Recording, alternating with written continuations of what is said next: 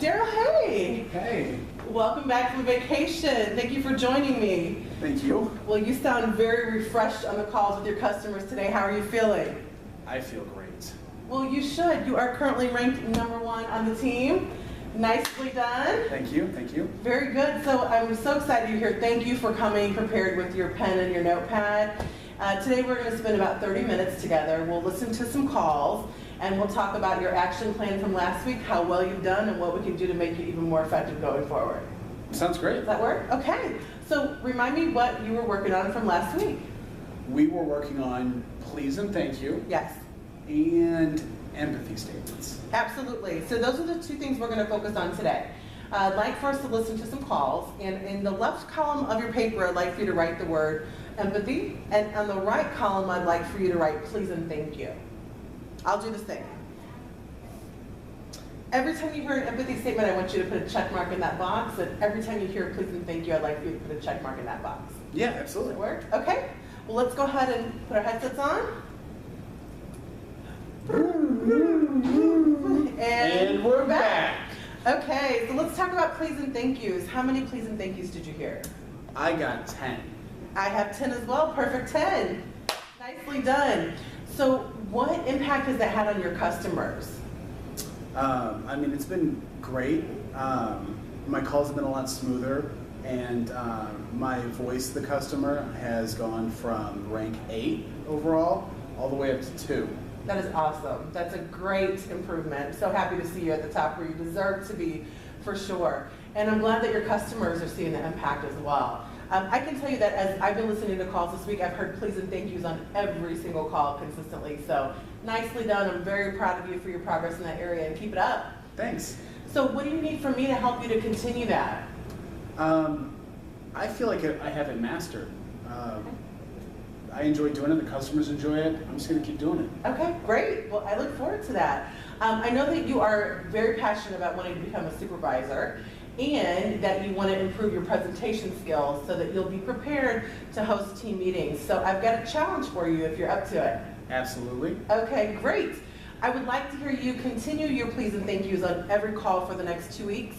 And then when you do that, I'd like for you to put together a quick 5-minute presentation about please and thank yous so that you can share that success with your team. And then I will give you feedback on your presentation skills. Does that work? I would love that. Okay, good. Well, I'm excited about that. In your next coaching session, we'll talk about the presentation that you put together to make sure that you're well prepared. Perfect. Thank you. Okay, great. I'm looking forward to that.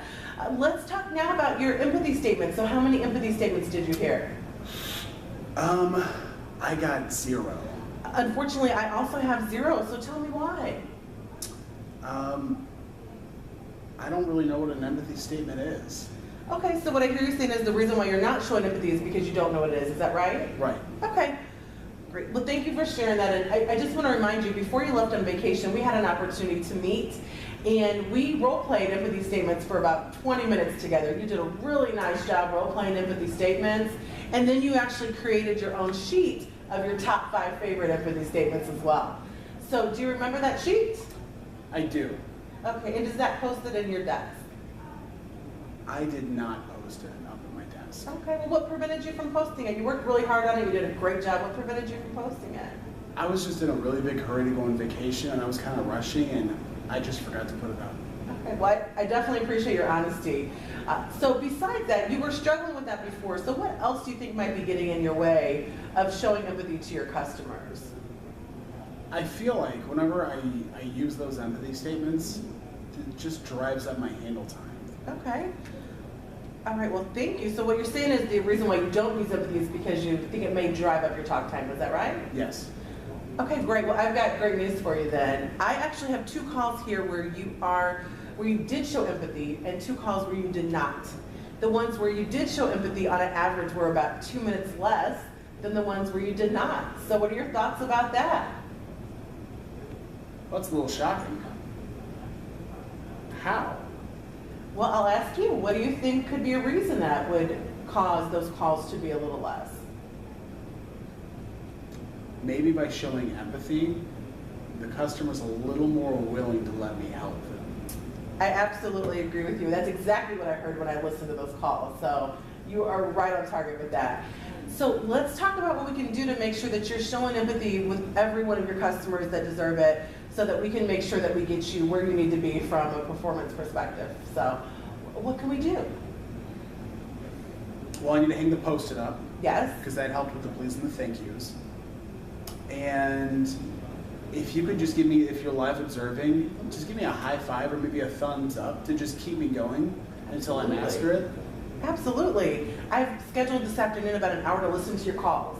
So I will absolutely listen for those please and thank yous and empathy. And when I hear you doing that, I'll come by and give you a high five. That work? Awesome. Thank you. Okay, great.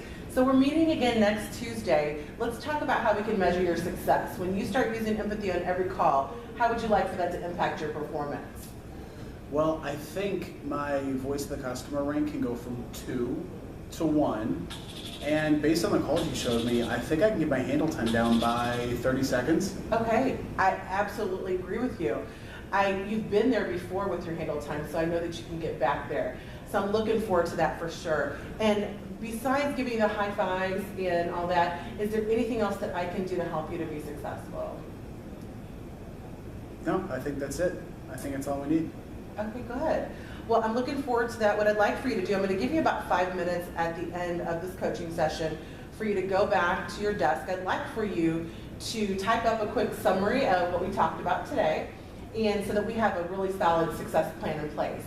And I'll listen to those calls this afternoon. And also what I'd like to challenge you to do is, when you get these empathy statements improved, I'd like for you to add that to your presentation that you're going to do in the team meeting in a couple of weeks as well. Absolutely. Does that work? Yeah, it does. Thank you. Okay, wonderful. Well, again, I'm really proud to see your success with the please and thank yous. You use that blue sticky note, your favorite color, and it helps you to do that. I know you'll do the same thing, again, with your empathy statements, and I'm looking forward to that. And I just want to congratulate you again on your ranking as #1. I know you want to stay there, and you absolutely will, and you deserve that. And thank you so much for everything that you're doing to contribute to the team's success. So Thank what you. else do you need from me for this week? Anything else I can help you with this week? No, I think we covered it all. I feel really good about it. Okay, well, I feel good about it too. Congratulations again. And how about I give you one of those high fives right now? Thank you so much.